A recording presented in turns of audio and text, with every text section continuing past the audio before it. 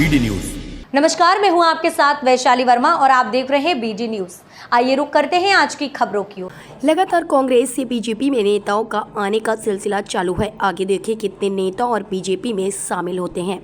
जब विपक्ष पूरा खत्म हो जाएगा, विपक्ष में लड़ाई कौन करेगा और विपक्ष में कितने लोग बाकी बचेंगे, इसकी अनुमान लगाना है मुश्किल। इस पार्टी को छोड़कर भारतीय जनता पार्टी का दामन थाम लिया आप लोग, इतने पुराने।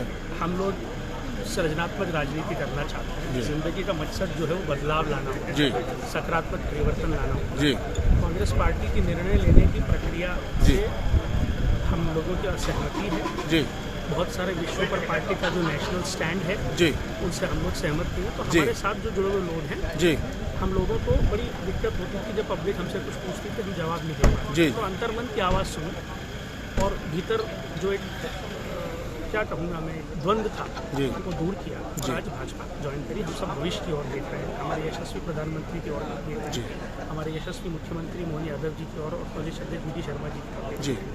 जहाँ तक मेरी जानकारी, आप इंदौर क्षेत्र से आते हैं। अभी कैलाश विजयवर्गीय जी का एक भाषण वायरल हुआ था। उन्होंने कहा था जो परंपरागत भारतीय जनता पार्टी कार्यकर्ता है उनको घबराने की जरूरत नहीं, कलदार सिक्का होता। और एक भारतीय जनता पार्टी कद्दावर नेता भूपेंद्र सिंह जी का बयान भी जारी हुआ कि कांग्रेस से आए लोगों को 15 दिन को क्या मिलेगा। क्या आपको लगता है आपका भविष्य सुरक्षित है? देखिए, तपस्या तो करनी पड़ेगी, ये बात सही तो है, इसमें कोई झूठ बात तो नहीं। सच बोला उन लोगों ने। हम लोग अगर आज भाजपा में आए हैं तो हमें तपस्या करनी पड़ेगी और हमें उसके लिए तैयार रहना चाहिए। हम अपने जीवन की एक नई यात्रा शुरू कर रहे हैं, तो नई यात्रा शुरू कर रहे हैं तो उस यात्रा में हमें अपना खून पसीना सुख चैन बहाना पड़ेगा। उससे वादी कोई अपेक्षा करनी हो।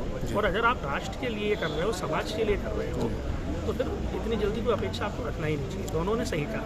कुछ ज्वाइनिंग में आपकी सर सशर्त ज्वाइनिंग है या फिर आप? नहीं, ज्वाइनिंग तो सशर्त जो है वो ज्वाइनिंग ही नहीं है। जी। अंतर मन से आप ज्वाइन कर रहे हैं तो बिना शर्त। जी, धन्यवाद। चलिए, धन्यवाद।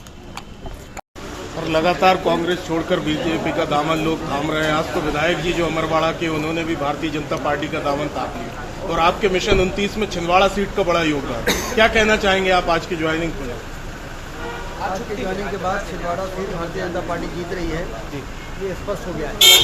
क्योंकि 3 बार के विधायक और जिनका छिंदवाड़ा में एक काफ़ी असर है, आदिवासी नेता हैं जी, कमलेश शाह जी, वो पार्टी में आए हैं जी।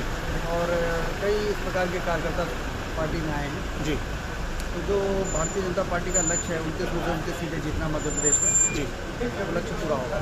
सर, कमलनाथ जी ने हाल ही में जो है अपने एक एक्स हैंडल पर सीएम मोहन यादव जी से माफी मांगने को कहा है कि उन्होंने छिंदवाड़ा की जनता का अपमान किया। क्या कहना चाहेंगे आप? चुनाव जब हो जाएगा, परिणाम आएगा जी, तो उन्हें खुद समझ में आ जाएगा जी कि उनकी ज़मीन खिसक गई है जी। उनके अपने जुड़े हुए लोग जी उनको छोड़ के भारतीय जनता पार्टी में आ रहे हैं। इसका मतलब कि मोदी जी को उनके ही जो समर्थक हैं वो स्वीकार कर रहे हैं। सर, उनके सबसे बड़े समर्थक दीपक सक्सेना जी के घर बड़े मंत्री और स्वयं सीएम साहब गए। क्या कहना है, कब तक वो उनकी भी ज्वाइनिंग हमें देखने मिलेगी?